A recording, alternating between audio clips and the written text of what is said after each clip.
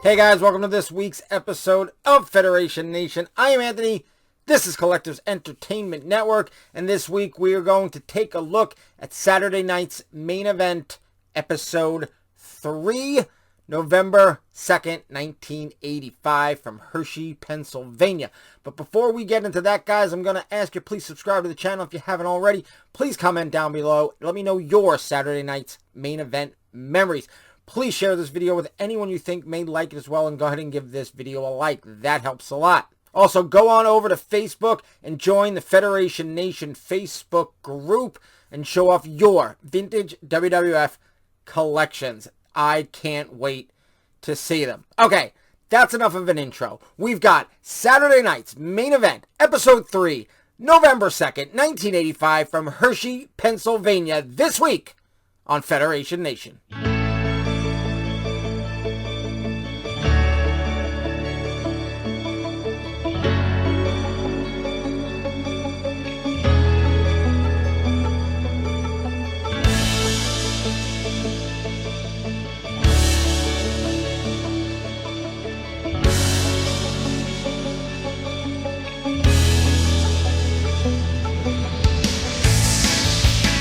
Alright guys, we are going to talk about the third Saturday night's main event from November 2nd, 1985. Now, that is, although it's November 2nd, it is their Halloween episode. It's very much Halloween themed. And one thing different about this episode as opposed to the first two, they actually had more of that pre-recorded interviews beforehand, instead of just like the people standing in front of the audience. I mean, they did that for the interviews, but I'm talking about the intros it was sort of evolving to what it would become, and this week it was sort of pre-recorded. You got sort of Heenan and Mean Gene in the backstage Halloween area. Then you got Jesse and Piper talking. Then you've got Hogan, and then of course there's a Funk, Jimmy Hart, and Mean Gene interview, and that all precedes the opening introduction in the opening credits. Then after they get there and they do the whole welcome, we get to Terry Funk and Jimmy Hart back in front of the crowd. Same sort of look to it, right in front of the crowd before they're about to go out, interview with Mean Gene. And they actually even show you highlights from a Terry Funk versus JYD match from Madison Square Garden, and this is sort of a rematch of that. So it's a little interesting. That wouldn't be something that would continue much into Saturday night's main event, where they would show you sort of highlights. But the other thing that I'm starting to notice is that because these were the network shows, the NBC shows, they are doing things in one episode that then a month or a month and a half or whatever it is later, that there will be a continuation of that story. And it's strictly, like, I'm sure, obviously a month or a month and a half has gone by on Saturday morning wrestling, and house shows and all that, but they're really linking one main event to the next, which, I mean, it does continue for a very long time, for a few years, but they're really hammering it home in this, and I'll get to some of that in a bit. Then we go to the JYD interview in front of the crowd with Mean Gene, like all the others. Of course, the match starts. It's a pretty good match. I liked Terry Funk at this time. It's weird because a lot of people, I don't know, I think they always say like the Funks never fit in the WWF, or maybe that's true with Dory Funk Jr. or Hoss Funk as he was. But I mean, Terry Funk was sort of an outrageous character. And I don't know, this like late 85 and then, 86 time where he was in WWF and he got his own LJN. In fact, there he is. I think he did fit in the WWF and what was going on. And I just, like, that just seems like he just seems perfect in the WWF. But, I mean, it obviously was a short stay. He wasn't there for very long. So that's why I guess a lot of people say that he didn't fit with the WWF, but I don't know. I think Terry Funk fit perfectly, and he was a major player. I mean, especially on Saturday night's main event. We'll get, the next episode, obviously. He was just a major player, but, I when I picture Terry Funk, I picture his WWF runs. Anyway, so, of course, the match, craziness ensues. He Funk hits JYD with the megaphone and just mayhem and all that stuff. But eventually, JYD gets Jimmy Hart and gets him and brands him with the iron on. He actually pulled, he's pulling on him, and Funk's on the outside trying to pull Jimmy Hart out, and JYD pulls his pants off to reveal that he has these red underwears, and then JYD brands him with the iron, which of course will lead to next month, or at that point it's actually about 2 months away, the Saturday Night's Main Event in January. But so this is what I'm saying, things are leading from one Saturday Night's Main Event to the next. So that's the end of that, obviously, but that was a pretty memorable moment on Saturday Night's Main Event. Then they cut backstage to the sort of the Halloween set, and you're going to notice that a lot in this episode. They basically do a match, and then they do a Halloween segment, and this one was the pie eating contest with what was Captain Lou versus King Kong Bundy, and of course all the wrestlers are dressed in Halloween costumes. I think Captain Lou is like Julius Caesar, and King Kong Bundy is dressed as Abe Lincoln, which I think he just has the beard and a hat, but then he's in his regular wrestling gear, no more than that. And then you've got the other wrestlers there cheering on each side. You got the good guys and the bad guys, of course. And then we go back to the ring, this time not for a match, it's a Piper's Pit, where Roddy Piper and, of course, Cowboy Bob Orton have Hillbilly Jim, Uncle Elmer, and Cousin Junior on, because from the last main event is when Uncle Elmer got married and Roddy Piper came and interrupted it. So this is what I'm saying. They're continuing storylines throughout Saturday Night's Main Event. And, of course, Jesse said something while they were getting married, which upset the cousins, or whatever you want to call them, the country boys.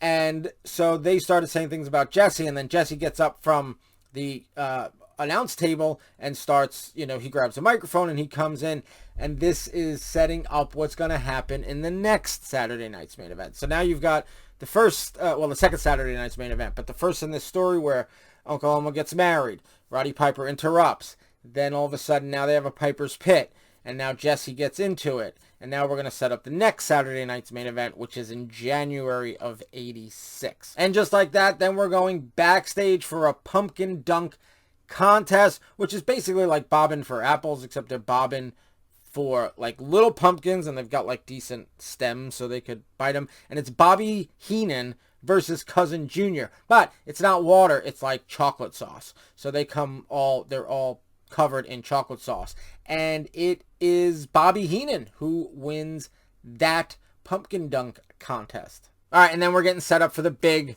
match of the night. It is Hogan and Andre versus Bundy and Stud.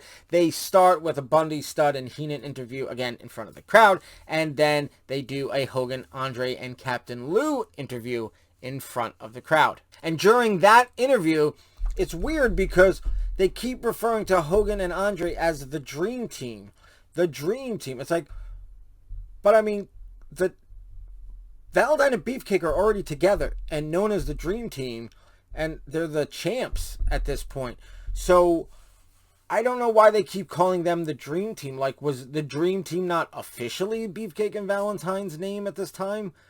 I could have swore it was, but maybe you guys know if they officially took that on. Maybe they were just referring to themselves as that, but never were introduced as that, or never billed as that. But I could have swore they were pretty much from the beginning. But you guys let me know, did they go officially as the Dream Team at this point? Because Mean Gene keeps referring to Andre and Hogan as the Dream Team. And one thing I noticed from this Saturday Night's Main Event, as opposed to the previous Saturday Night's Main Event, which was only about a month earlier, 4 weeks to be exact, I think, Hogan's got the new belt, the new, I think it was called the Hogan 86 belt, but here it is 85, and he's got it. The one that he had for 3 years, until the Winged Eagle belt. That's the one he had at WrestleMania 2 and WrestleMania 3. That big belt that he had, that was here. He was wearing that one on this Saturday Night's Main Event, but just the previous month he had the old belt. So did they officially unveil that belt? Do you guys know? Or was it just he showed up and that was the belt and no one ever said anything? Because I'd really like to see if they ever officially unveiled that belt. But anyway, like I said, from the last main event, he had the old Hogan, I don't know if that's called the Hogan 85, or the Hogan 84, but that was with the black lettering, and the original one was with the red lettering. Anyway, that was last main event. This one, he's got that bigger world title one. I don't know what it's called other than I think it's called Hogan 86, but he clearly has it here in 1985. But anyway, so that is there on this main event. All right, and the match, it's a great match, and when I say great match, I'm not saying it's technically a great match, but it's Hulk Hogan and Andre the Giant versus King Kong Bundy and Big John Studd on Saturday night's main event in 1985. That's just a great match on itself. To see all those guys in the ring having this match, it's just, I've talked about this before. I don't have a moment that I became a wrestling fan. All I really know is that I was a fan before WrestleMania 2. Okay? I was a fan before WrestleMania 2 because I remember looking forward to it. I remember watching it scrambled on TV because you could get the pay-per-view channel, but it was all scrambled. So I remember watching that, listening to it really while you just saw squiggly lines. And I'm pretty sure I was not a fan at WrestleMania 1, right? So that was March of 85, and then we have April of 86. Somewhere in that time frame, I became a wrestling fan. So I know I was a fan before WrestleMania 2. I even have an All-Star Wrestling that I taped off of TV, and I think I still have the tape, but it was preceding WrestleMania 2. But like I said, I know that I was a fan before WrestleMania 2. And that was third grade for me, and I'm pretty sure the kid that I was in third grade with that got me into wrestling obviously was in my class the whole year. So I might have started getting into wrestling at this point. I'm not sure. I just know that if not by late 85, by early 86 was when I started. And then I really got into it throughout 86 because I know that I asked for figures for Christmas 86, in which I guess I just said wrestling figures. I've told this story before. I got the AWA Remcos, which looking back is awesome. But at the time, a kid from New York, I wanted the LJNs. And that was Christmas 86. Oh, I did also get the Remco belt, the AWA Heavyweight Championship belt that Christmas. So that was kind of awesome. But I do remember all of 86 being a fan. And definitely before WrestleMania 2. But I wasn't quite sure if I was quite a fan at this point. But having said that, it wasn't long. Even if I wasn't, it wasn't quite far off. So those guys were still like, that to me was wrestling when I first got into it. Big John Studd, King Kong Bundy, Hulk Hogan, Andre the Giant. They're just like the icons of like wrestling when I first got into it. Anyway, so Hogan and Andre win by DQ. And then they do an interview in the ring instead of like back right outside the dressing rooms. They do one inside the ring. All right, and that brings us to the Intercontinental title match. First, we've got an interview with Macho Man and Elizabeth, and then the IC match. It is champion Tito Santana versus the Macho Man Randy Savage. Really good match. Really like to see those guys there. So I know, like I was saying, when we were talking about when I became a fan, I know I wasn't really watching Saturday night's main event at this time, because I'm still pretty young and I guess I just hadn't heard about it or whatever. So when I really remember being a fan, like I said, I definitely was a fan before WrestleMania 2. So my earliest, recollections is Macho Man as the champ, which was obviously like February of 86. So I may have been watching it, starting to get into it late 85, but not really paying, Hulk Hogan. That's about all I knew. Just still learning it. I don't know what an Intercontinental Champion is. So my first real memory of the IC champ was Macho Man. So it's nice to go back and see this stuff with Tito Santana as the champ with that belt that I so associated with the Macho Man, so it was kind of cool. But anyway, the match ends in a double countout, obviously prolonging the program between the two of them that will ultimately, we're talking, this is November. It's still another 3 months before Macho Man actually gets the strap, but so that was sort of what was going on with them at this time. All right, and then we have an interview with Vince and Piper, but it's not like a normal interview, like either backstage or in the ring or at the entryway to the arena. No, this is at Piper's rented American home where he is doling out trick or treats, but it's all treats, and these kids come, and it's kind of crazy. It's kind of, he's giving candy apples this big, but they're really just bowling balls, and he's got bricks wrapped up as Hershey bars, but the kids have already been there last year, so this year they decided that they knew Piper was going to steal their candy, so they decided to go there and have chocolate covered like hot peppers, so that when he stole it and then ate it, that he would obviously, it would light his mouth on fire. So it was like a crazy, like skit with like little kid actors. It was pretty crazy. And obviously very Halloween themed. And then we move on to a Kung Fu challenge. It was Ricky the Dragon Steamboat versus Mr. Fuji.